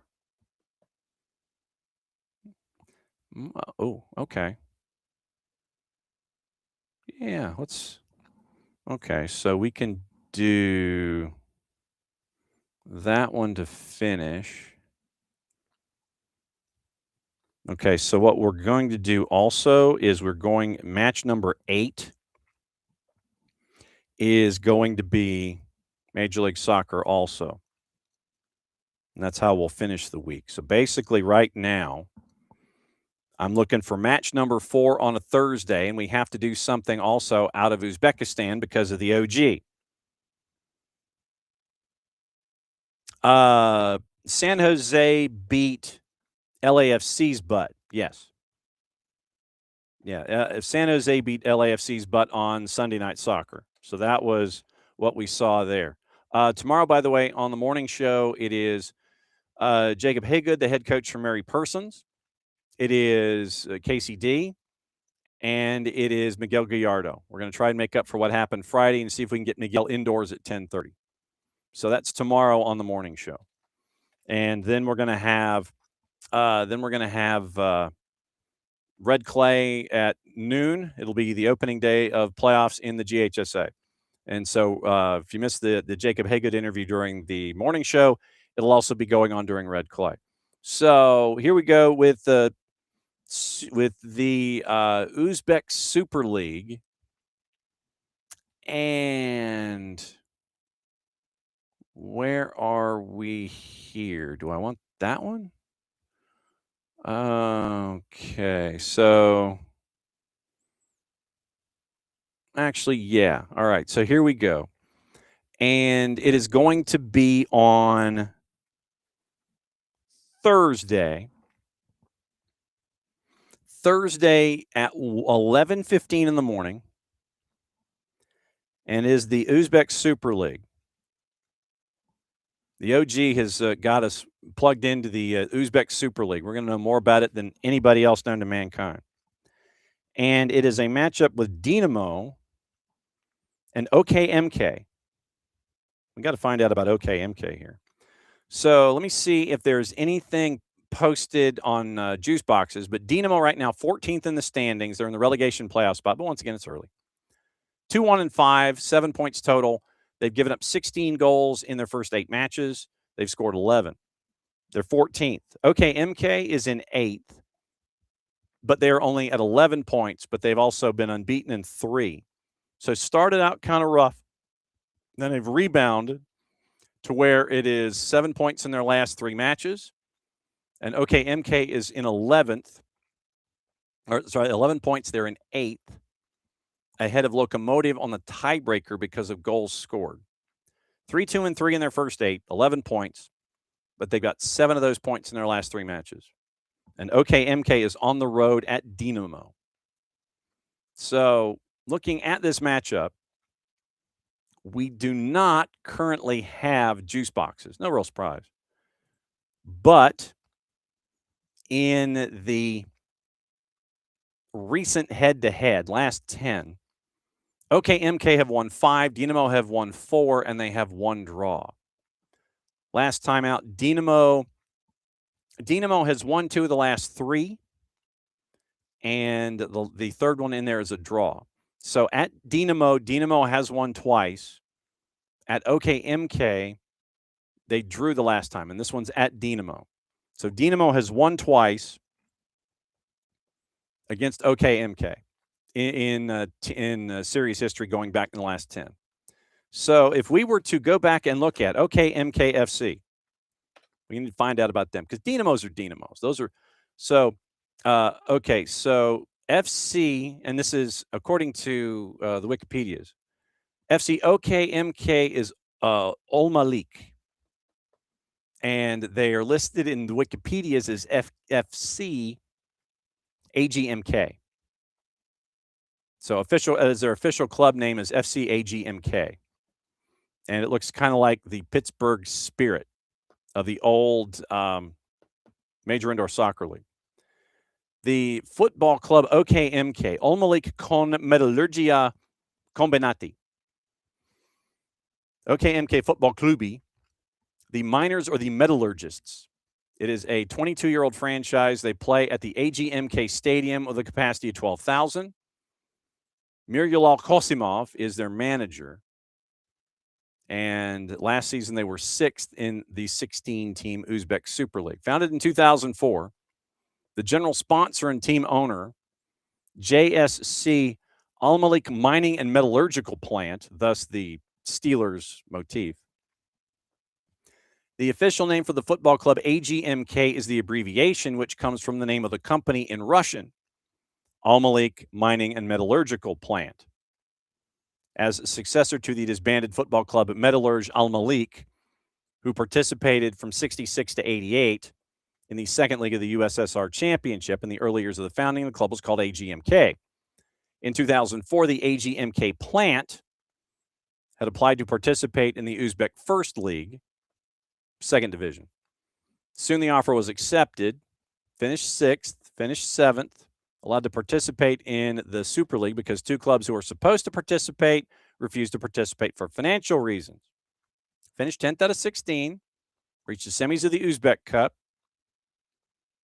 Early January 2018, the club announced a return to the old and original name AGMK Ol Malik, which is what it was from 04 to 08, before renaming in FK Ol Malik in 2009. So basically, they, as a club, they stuck with their colors, the Pittsburgh Steelers colors, but they've gone from AGMK Ol Malik to FK Ol Malik back to AGMK Ol Malik. So they play at the Sport Mayumwasi, OKMK. Old Ol Malik Stadium, built in 1960. 2011, the club started with building of a new modern 12,000 all-seater. And the new sporting complex includes indoor courts, volleyball, handball, basketball, courage, and outdoor and indoor tennis courts. Opening ceremony was held on March 14th of 2016. The current squad, mainly Uzbek, with a Georgian, Georgi Popova, who was joined by Naoki Senaga from Japan in the midfield, and Uros Kojic from Serbia, and Arihiro Sentoku, who is another Japanese midfielder, and Siavash Hanyazari from Iran, became the first Iranian footballer in Uzbekistani football. So they won the Uzbek Cup in 2018, runner-up 3 times, won the Uzbek League Cup in 2013, runner-up the year before. And Miryulal Khosimov has been the manager, former head coach of the Uzbek national team, played for the national team in midfield, and currently the manager for AGMK. So that is your that is your update on OKMK. And since we have no numbers, obviously it's plus 100s across the board. And so since the matchup is at Dinamo, And the last 2 times Dinamo has won this matchup at Dinamo, I'm going to go Dinamo. So your first 4 once again. Estonian Meistriliiga, Kuressaare and Pärnu JK Vaprus. Plus 110, plus 240, plus 179. I went with Kuressaare. Greek Super League. AEL Larissa and Kifisia. Plus 1. I can't read my own handwriting. Plus 170, plus 220, plus 165. I'm going draw. MLS in the midweek, RSL and Messi and Friends. RSL is favored at home at a plus 125, plus 290, plus 175. I'm picking draw. I'm picking the go over. Over 3.5 and a draw is where I'm going. Dinamo and OKMK in the Uzbek Super League, plus 100s across the board. I'm going with Dinamo because they've won the last 2 at home. And the last time they played at OKMK, it was a draw, but they've won the last 2 at home in the series, even though they're next to last in the table. Now, getting into matchup number 5. And so I have matchups 5 through 8. We're already picked out. So now, going into matchup number 5, 6 o'clock in the morning, not that any of us will be awake for it, but 6 o'clock in the morning, our time, Friday, J1 League. Kashiwa Reysol and Kashima Antlers in the J League. So Kashiwa Reysol is a plus 114. Draws a plus 225.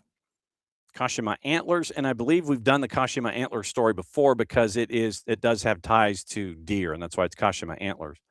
Kashima Antlers a plus 220. Current standings in the J1. After 11 matches, Kashiwa Antlers, they are unbeaten. And they have not lost in 90 minutes. And it was, so Kashima Antlers, 9 wins and no wins in penalties, but their 2 losses came in penalties. So they've won all the matches in 90 minutes. They've had 2 go over into penalties. It immediately goes to penalties after, if it's drawn after 90 minutes, it goes straight to penalties. And so that way they don't have draws. So this is a quirk to the J1 League. Kashima Antlers, they've run the table so far. They have not lost in regulation this year. They're 9-0-2-0. 29 points, and they've won 2 in a row. They're at the top of the table. However, they're going to Kashiwa Reysol, who is, and this is a split league. It's like Argentina. They have 10-team groups. They have an East and a West. And so Kashiwa Reysol is 8th in the East currently. 3 wins, 7 losses, 1 win in penalties. They've lost 2 in a row. And why Kashima Antlers is a dog, I have no idea. I have no clue.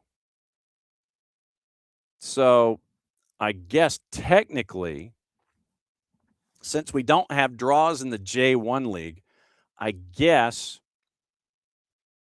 we say it's a draw and we just have to monitor if it goes to penalties or not. Because if it is a 90-minute decision involving the J League. So that is what we'll do. If it goes to 90 minutes, regardless of result, we'll call it a draw. And that's how we'll play it. So Kashima Reysol, a plus 114. Your 90 minutes, plus 225. And it is Kashima Antlers at a plus 220.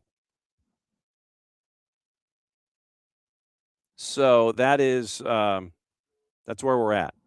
So if it goes 90 minutes, we'll call it a draw, regardless of end result, if it goes to PKs. So we'll do it that way. Why Kashima is a plus 220, I have no idea. So I'm going to go Kashima Antlers in this one. So I'm going Kashima Antlers. Friday morning, 6 o'clock, our time. Matchup number 6. We go to Finland and the Veikkausliiga, their top division.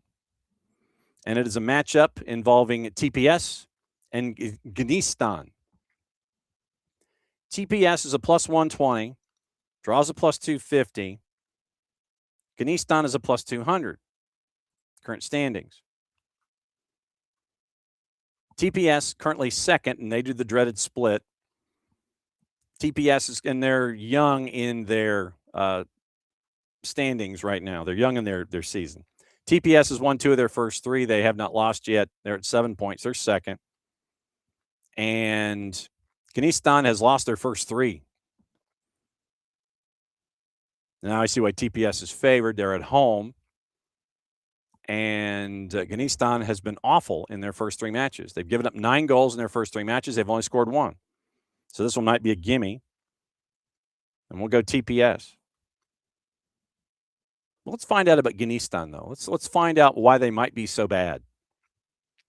And so if we go here, Gnistan FC in the Finnish Veikkausliiga.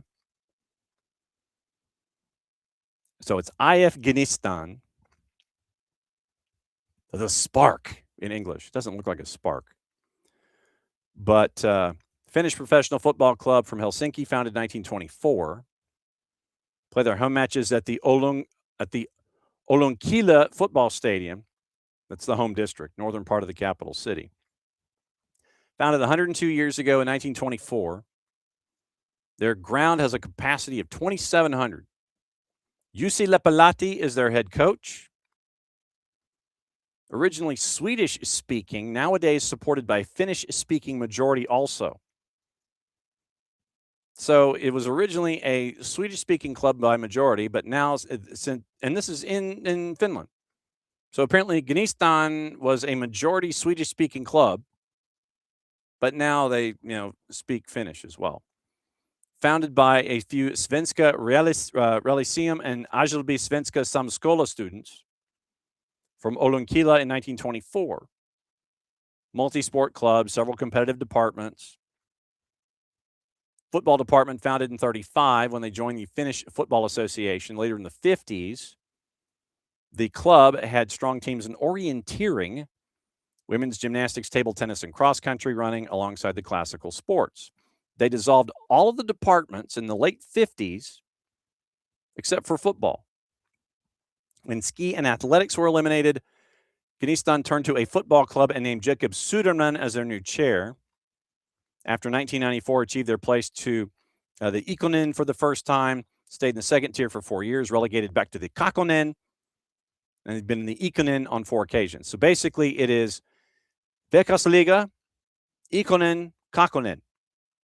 Top flight, 2nd division, 3rd division. Gnistan 7 seasons in the 1st division, 2nd tier from 95 to 98. Won the Kakkonen group in 2016. Had the chance to qualify for the Ikonen. Then went from the Ikonen, finished 2nd in 23. Earned a spot in the promotion playoffs, lost to Mariehamn.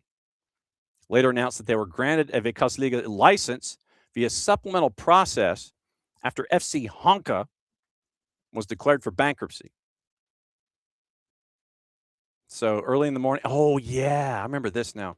Early in the morning of July 13 of 24, the main stand of the facilities of Gnistan's home at Olonkila was destroyed in a fire. I remember that now. Yeah, okay. So July of 24, destroyed by a fire. So 25 season competing in the Veikkausliiga, and their current squad is all over the place, mostly Finnish. Have Russian, Brazilian keeper in Ramilson Almeida. Rakita Ganu from the Burkinabe Football Federation, governing body of Burkina Faso. Alex Kranix from Belgium. Marcelo Costa from Brazil. Danny Perez from Venezuela. Edmund Arco Mensah from Ghana. Adeleke Akinyemi from Nigeria. And Max Bjurström, who's on loan from Helsingborg. So current head coach is Jussi Lepälahti. and their boardroom, Rusto Murto, is their chair. So TPS right now doing a lot better than Ghanistan. Ghanistan is in serious trouble out of the blocks. They're giving up 3 goals a game. They haven't won yet. They've only scored once. TPS is second in the table. They've scored 5 in their first 3. So we're going TPS. Matchup number 7, Italy. And we're going Serie B. And it is the last matchup on the board for the week. It is Cesena hosting Sampdoria. We'll get into the ramifications in a sec. Cesena plus 129. Draws a plus 210. Sampdoria is a plus 187. Now, Serie B standings as we see them. Standings in Serie B. Cesena is 8th. They are in the last spot for the promotion playoffs at present. Venezia and Frosinone are right now 1 and 2. And you have 3 matches to go in the Serie B season. It looks like at present, Reggiana, Spezia, Pescara, Bari, and Entella are going down, but Empoli is only a point from safety. Sampdoria is 4 points from safety with 3 matches to go. Sampdoria had a 3-game win streak to get out of the relegation zone. Snapped last time out. So they are in 14th. 4 teams are at 40 points right now in Serie B. 11, 12, 13, 14. Sutiro, Mantova, Padova, and Sampdoria. So that's where Sampdoria is right now with 3 matches to go. They're in a street fight. And Mantova is ahead of Padova on goals scored because they are same on goal difference at minus 11. Sampdoria is at minus 13. So literally 12, 13, and 14 for the last 3 weeks of the season. You could have some serious back and forth going on. So Sampdoria, 14th in the table right now. But they are only 4 points behind Cesena, who have lost 2 in a row. And remember what we were discussing involving Jonathan Klinsmann. So you have a new keeper at 44 points. You're in the last promotion playoff spot. Carrarese is at 43. Avellino's at 43. Carrarese has a superior goal difference to the both of them. Cesena's at home at a plus 129, but they're only 4 points better than Sampdoria. Cesena's lost 2 in a row. They only have 4 points in their last 5 matches. Sampdoria, once again, they won 3 in a row. They lost last time out, and they're only 4 points behind Cesena. This is a road game at Cesena, 1 o'clock Saturday afternoon, Serie B. So I'm going to go with Sampdoria in this one just for the sake of chaos. Because remember, in this one, literally you are 4 points away from the promotion play-in round because 5, 6, 7, and 8 play each other. Those survivors play 3 and 4, and 1 and 2 go in. 1 and 2 go in. They are promoted. Right now, like I said, Venezia and Frosinone. Venezia, 75 points, and they are 3 points ahead of Frosinone with 3 points to go, or 3 matches to go. But once again, to get in, 1 and 2 immediately promoted. 3 and 4 wait for 5, 6, 7, and 8 to fight it out amongst themselves. Winners of those play 3 and 4, and then the winners of 3, 4, 5, 6, 7, and 8 become the 3rd team that gets promoted to Serie A next season. So there is a boatload to play for. That 8th spot is very, very tenuous. So Sampdoria, 4 points behind Cesena in the standings. Like I said, they're in 14th right now, but they're only 4 points out of the promotion play-in round. I'm going Sampdoria just for the sake of chaos. Now, last matchup. Once again, we're going back to Major League Soccer and Saturday night. And it's more like Saturday afternoon, sorry. So Saturday afternoon, 4:45. It's the late game on Big FOX in the afternoon. And it is, since we mentioned LAFC getting thumped by San Jose, we're mentioning an LAFC going to Minnesota. Minnesota's at home at a plus 165. Your draw's a plus 260. LAFC's a plus 145. LAFC will be at home in the midweek taking on Colorado. They are a massive favorite at a minus 238. Then they have to turn around and go to Minnesota for the late afternoon game on Big FOX on Saturday afternoon. I'm thinking that they take care of business early and put up a number on Colorado and get the chance to rest some folks as revenge for the San Jose game. Then going to Minnesota, I don't think they'll score as much, but I think that they'll still go on and win in the chaos that is the compressed schedule. So I'm going to go LAFC there. Now, the tiebreaker.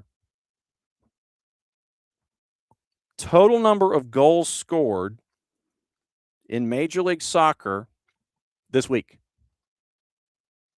Wednesday and Saturday and Sunday. Total number of goals scored this week. Major League Soccer. Wednesday, Saturday, Sunday. How many goals? That's your tiebreaker. So here we go. Estonia, First Division. Kurosare Parmejeke Vaprus. Wednesday, Greek Super League, AL Larisia and Kefisia. Match 3, MLS RSL hosting Messi and Friends on Wednesday night. Match 4, Uzbek Super League, Dinamo and OKMK. Thursday morning, 11:15. Match 5, Japan won the J1 League. Friday morning, 6 a.m., Kashima Reysol and Antlers. I think I screwed that up. It's not, they don't have the same city. It's different for one and the other. Hang on just a second. Oh, it's Kashiwa Antlers. Yeah, okay, so Kashima Reysol Kashiwa Antlers. That's where I messed it up. So that is Friday. That's match number 5, Friday at 6 o'clock in the morning. Friday, 11 o'clock in the morning, First Division in Finland, TPS in Gnistan. Saturday morning, or Saturday afternoon, 1:30, Serie B, Cesena and Sampdoria. Match 8, Saturday at 4:45, which is going to be 4:55. Minnesota United hosting LAFC. Tiebreaker, number of total goals in this double match week in Major League Soccer. Wednesday, Saturday, Sunday. That's your rundown. That's your rundown. Put your thinking caps on for that tiebreaker. Congratulations, CAFC, on cutting the promo and getting the win. Big win. So I'll post these in the Discord for those that may have missed. Hopefully I will come close to spelling everything close to being correct. And thanks for hanging out with us for another go week of SOT. Tomorrow morning, we're busy. We're going to get you into what's going on in and around the planet. 9:30, we're going to catch up with Jacob Haygood, the head coach at Mary Persons, as they get ready. 17-1 on the season in AAA in Georgia. They get ready for a home match up against the number 24 seed Riverdale. And the playoffs start tomorrow in the state of Georgia. They're getting ready for their playoff match on Wednesday afternoon, Wednesday evening at Monroe County Middle. So we catch up with Jacob Haygood. Red Clay is at noon. KCD is going to join us at 10. And Miguel Gallardo, hopefully he's not in the backyard someplace. He's going to join us at 10:30. Red Clay at noon. We'll get you ready for match day 1. Once again, we'll go over brackets. We'll go over matchups. We'll go over times. And we'll find out what else is going on. Wednesday morning, it's going to be bat and leadoff. Mike Petit, the head coach at Callaway for the boys and the girls. He's going to join us at 9:10. Get your UPSL update at 9:30. Dylan Butler hopefully joining us at 10. Red Clay is going to have Chad Griffin, the head coach of Hebron Christian, as a part of it.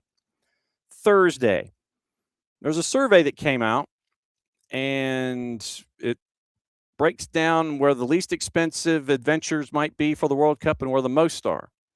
We're going to find out from the author of the survey how he came up with his empirical info. That's going to be bat and leadoff on Thursday. Our friends from Footy Prime are going to join us. For opposition research, Atlanta United and New England. Out of Atlanta United, New England, getting you ready for Atlanta United and Toronto. And Thursday might be a long day. Red Clay at noon as well. And then Friday, we'll get you ready for Toronto. And our friends from Apple TV joining us at 10 o'clock. Red Clay is going to be at noon. And it is going to be Ben Hudson. He's going to be on Red Clay at 12:30 on Friday for Red Clay. Ola and Cambridge is going to be our games of this round. And then it's going to be Thursday, 6 o'clock and 8 o'clock at Ola in Henry County. And it's going to be fun to be down there for the first time. And so that's going to be the rundown for the week. And as we add guests and things, obviously, we'll let you know what else is going on. But tomorrow, it is getting you ready for the day, what you missed. Mary Persons High School, KCD, Miguel Gallardo, Red Clay at noon. And that's going to be your Tuesdays. We get you ready for the opening round of the playoffs here in the GHSA in 2026. Thanks to all of you folks for hanging out with us as you always do here on another busy time of SOT, covering everything in and around the planet. For all of us here, to all of you there, thanks for hanging out with us as you always do. And since it is the end of the show, I get to do this. We'll give you the full screen version. We'll catch up with you. Mucho Platiel played safe. Catch up with you 11 hours.